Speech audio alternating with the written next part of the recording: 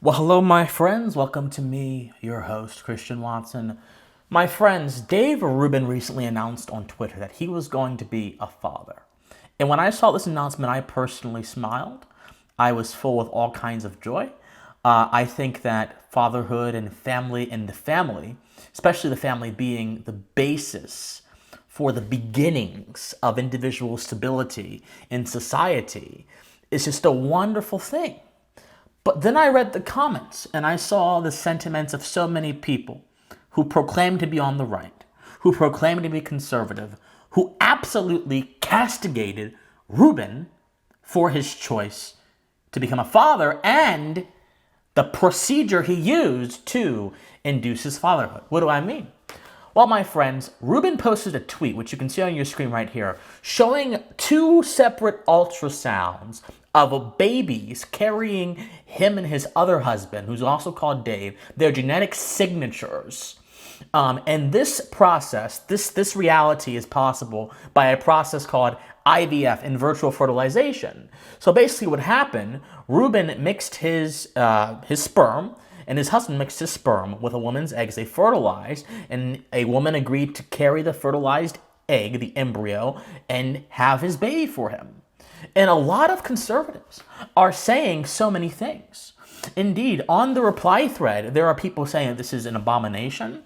There are people saying, like Mark Dice, the famous Mark Dice, he is saying that anyone who supports this is just as bad as the Marxist because, as his tweet here says, buying women's eggs and then renting to other women's rooms to grow their children who will be deprived of their mothers and instead forced to be raised by two gay men as theirs. It's bad. It's immoral, apparently.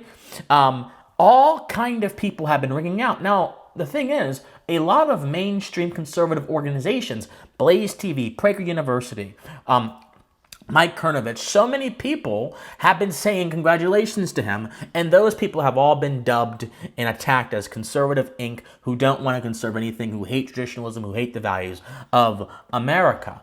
Now, my friends, here on the show, here at my channel, I always make sure to stillman my opponent's arguments.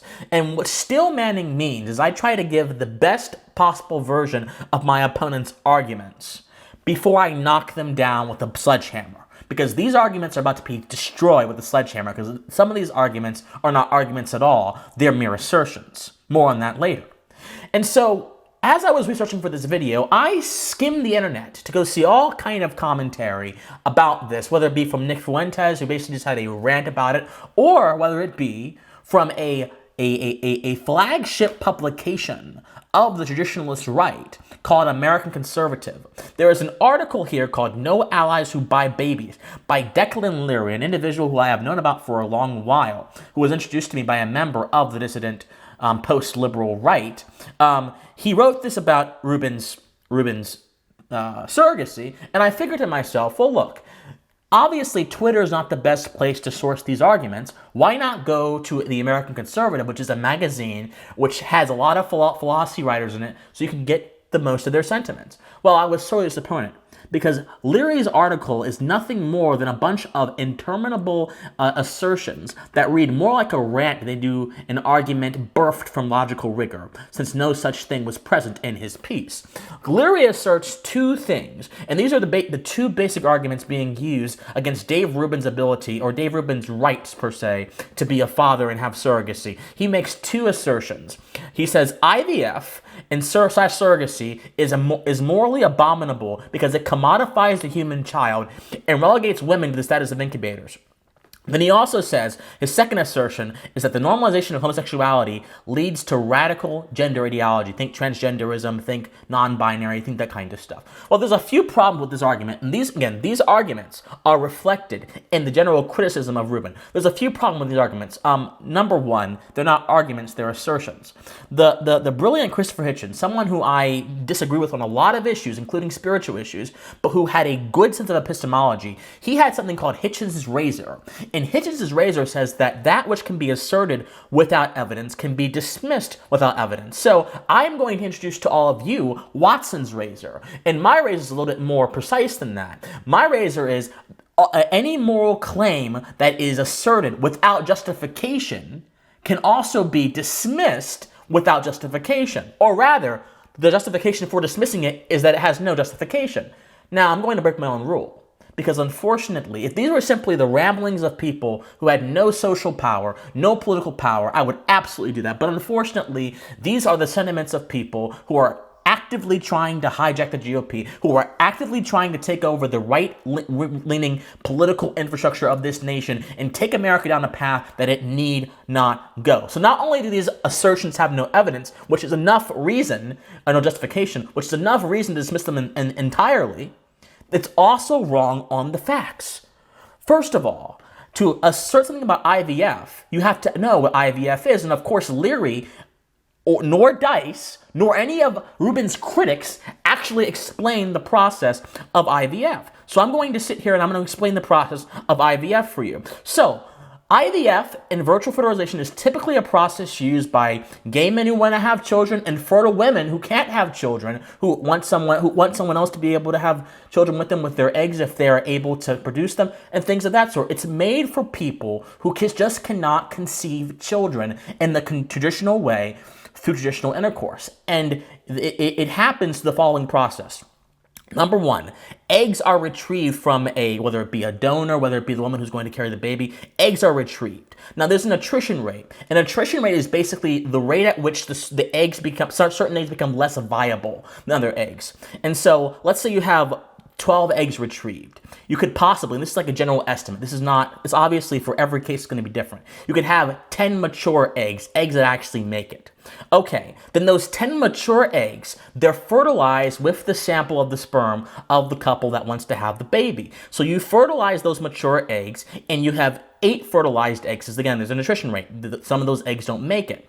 And then those 8 fertilized eggs turn into embryos. Now, there's even a further attrition rate, because some of those embryos don't make it either. And so in a typical case, you could have 8 embryos, but only end up with 3 embryos that are viable for the pregnancy process. And then, of course, those embryos are delivered into the wombs of the people who are going to be carrying the babies. Now, the idea here is what Leary said, that women are being confined to the role of incubators.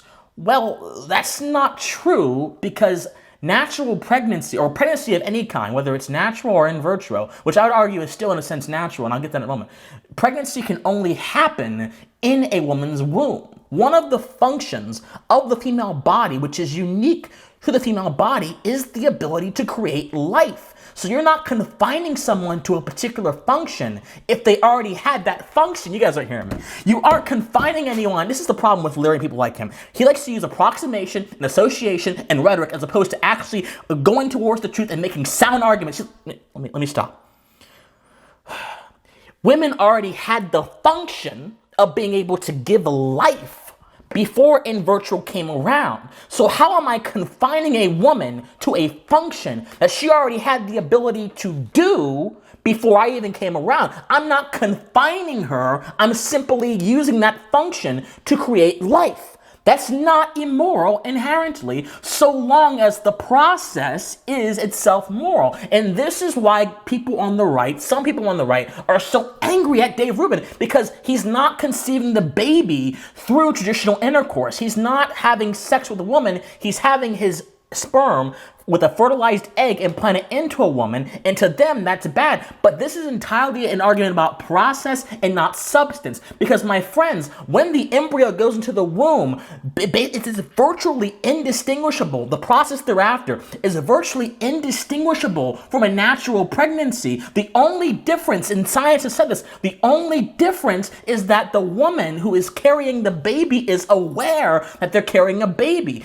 Typically, the first few weeks of pregnancy, you don't know. You don't know you're pregnant until you get a test after a few weeks, and that kind of stuff happens. But the woman who's carrying the baby knows it. And that is the biggest difference. Everything else is identical to natural pregnancy. Now, of course, there are risks. There is no guarantees that IVF will work out, but that's not the point. The point is this. There are also risks with natural pregnancy, and the same risks that IVF has are the same risks natural pregnancy have. So, essentially, when conservatives make this distinction, or when traditionalists make this distinction, they're not making a meaningful distinction. They're simply using their prejudice to fuel an assertion, which is not even an argument. Once again, this is where Watson's razor comes in, because if you had used my razor, you could just dismiss this crap right off the bat. But let's go on. Leary also says that to normalize homosexuality normalizes gender ideology. So I would then ask Leary, why wasn't Rome ripe with gender ideology? Why wasn't ancient Greece and the phalanx of homosexual troops, of which there were entire legions, ripe with gender ideology? He may say, well, you're using an anachronism. How dare you say that? Here's my point. Gender ideology is not inherent to homosexuality. Homosexuality has been known to cultures all around the earth. It's an ancient practice. It goes all the way from the east, the west, everywhere. Almost every culture on this earth has some kind of homosexual relationship. They might not have seen it like that, but almost every culture on this earth has. In no place except the modern post-1960s West do you see gender ideology, because gender ideology is a product of the deconstructionist, anti-truth, anti-reality, postmodernist idea, which has nothing to do with homosexuality in substance and has co-opted homosexuality and other practices for its own purposes. It's like a big monster gobbling up all kind of subjects, absorbing it by association, and then using it for its political purposes. Why should I understand something that is associated with an action as being the action itself, Leary? I shouldn't, because actions and associations are two different categories. And the kind of argumentation that you use in your article to push this nonsense completely obscures our ability to be critical thinkers. It destroys our ability to be critical thinkers because it doesn't engage our mind. It engages the prejudice, because to any other person who read what you wrote, it makes no sense. And I'm getting so tired of people. I don't care if they're on my side. I don't care if they're on... I have no side. I'm on the side of truth. I'm getting tired of people who don't have the gall, who don't have the intellectual energy to stand up and say that bad arguments are bad. I don't care what you believe. I don't care how strongly you believe it. I don't care how you were raised. Bad arguments are bad, and they stop us from the truth. And if you can't handle the truth or get to the truth, you are no good. You're no better than someone who is sucked into a big mass of people who go along believing a lie and end up doing bad things. That's how it happens. This is the precursor. So those are the two biggest arguments. That IVF is unnatural when in reality it's not. It's simply a vehicle to deliver life into the womb so it can happen the way it would happen. It's just a vehicle for life. See, nothing's wrong with it, because it's simply a vehicle for life. And if just because a vehicle for life is different than natural intercourse does not mean that vehicle is bad. If you suggest that it is, you have to prove that. And since IVF and natural pregnancy are virtually indistinguishable other than the delivery mechanism, then you have to really prove that, and you haven't. You can't. The facts are against you. Now, let me explain why I think Dave Rubin starting a family is natural, because and good, by the way, because there's nothing. It's not useful. I got spit all over my stuff. Excuse me. I got riled up. It's not useful to simply dismiss someone's arguments as being irrational. That's not useful whatsoever. What is useful is being able to also have your own counter arguments. This is what John Locke did in the second treatise of government. The first treatise of government was John Locke responding to Robert Filmer's justifications of a monarchy. Then the second treatise was him laying out his theory of natural law to explain how he can do it better, how he can have a better government system.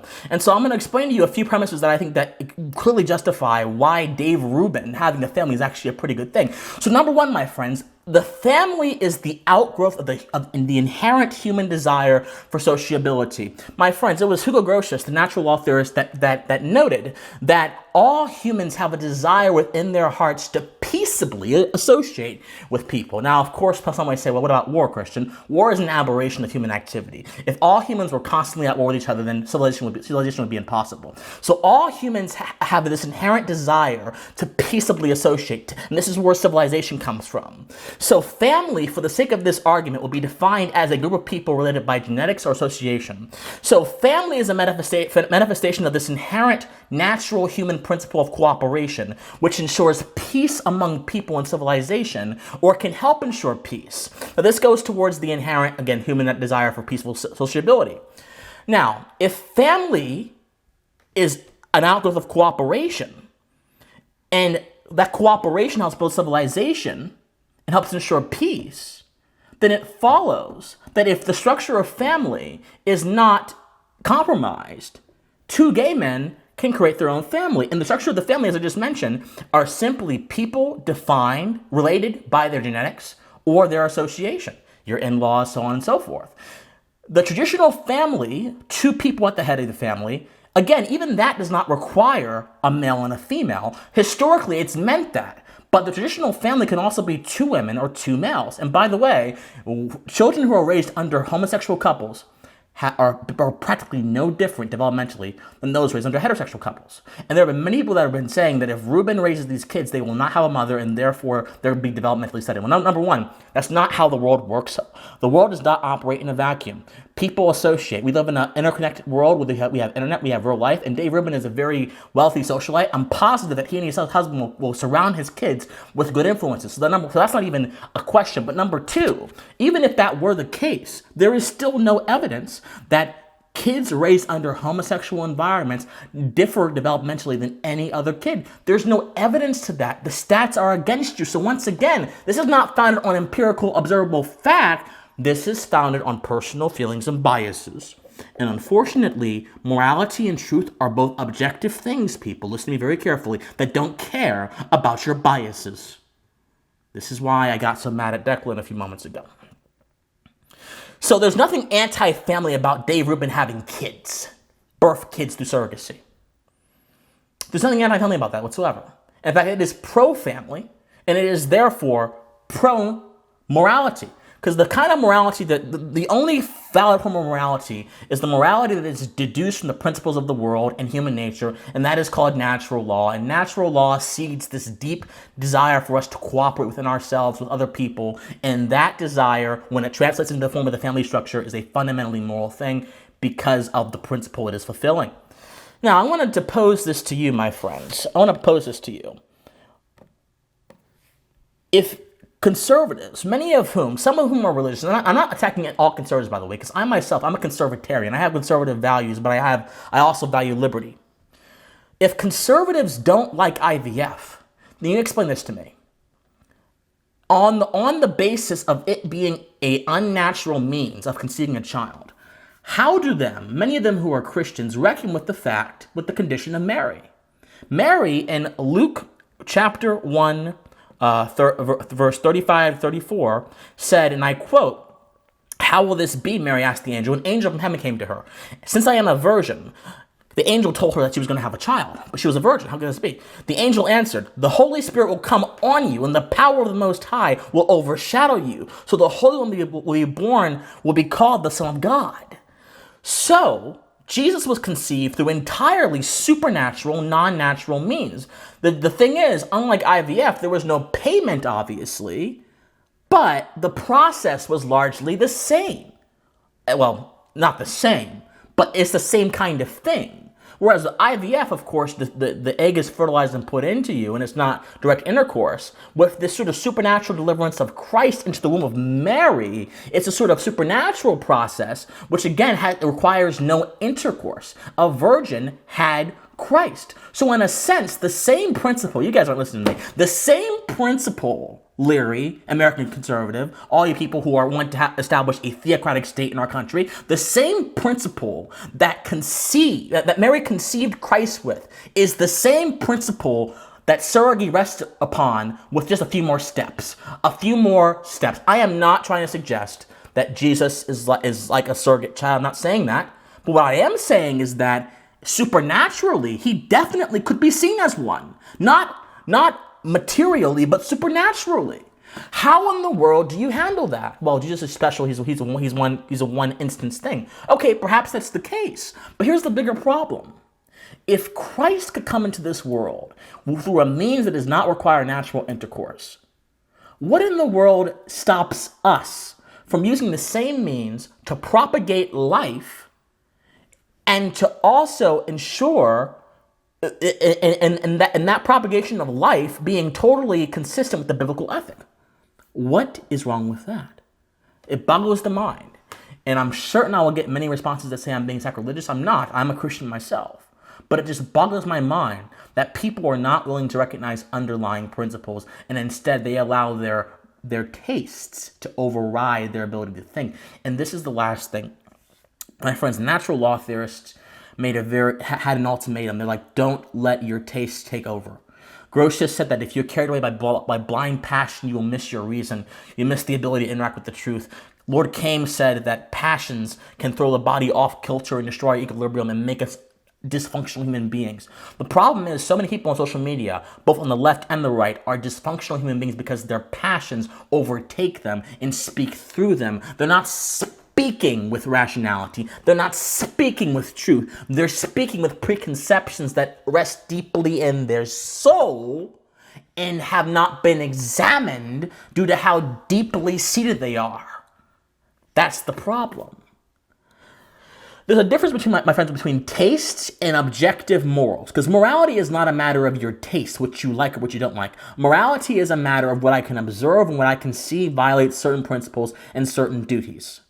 I know that I, as a human being, have rights, and that my rights put an imposition upon someone else to respect them, and violating them is immoral. I know as a human being that there are certain principles which protect me, or at least should protect me, from certain kinds of actions, from theft, from thievery, from deceit. I know these things because we can observe them and see them as flowing from the principles of nature as reflected through the existence and structure of proper functioning civilizations. These are not things based on taste or relativism. These are things based on observation that can allow us to live morally responsible lives. But the problem is with so many people who claim to believe in natural law, they're not using it. They're using their tastes. They're using their subjective musings as statements of objective fact. And that's wrong. My friends, check your passions, check your biases, check all of it. Because there are many things in this world that are wrong and immoral and bad and need to be fought against. But a gay man wanting to have kids, wanting to start a traditional family, wanting to propagate life and bring people up, and presumably with the right values, is the least of our worries, and in fact should not even be relegated to our worries, because guess what? It's not a worry at all. It's simply an outgrowth of a civilization that recognizes the value of family, the value of cooperation, and the principle of cohesion as reflected through those two things. Think on it. My friends, I love you guys so much. If you love me, please support us on Patreon. It helps me out. Patreon.com/officialcwatson. If you want to help me out on for PayPal as well, please just go to officialcwatson at gmail.com. Excuse me. If you want to join my Discord, talk to me. You can also look at the comment section down below. Please like, share, subscribe. My friends, I get passionate because I love life. I love people. And as a child of God, as someone who is in that same radical tradition that Christ was in, going against orthodoxy when orthodoxy was wrong, showing people grace and love, it burns my soul up to see the level of vitriol spewed at David Rubin. It burns my soul up.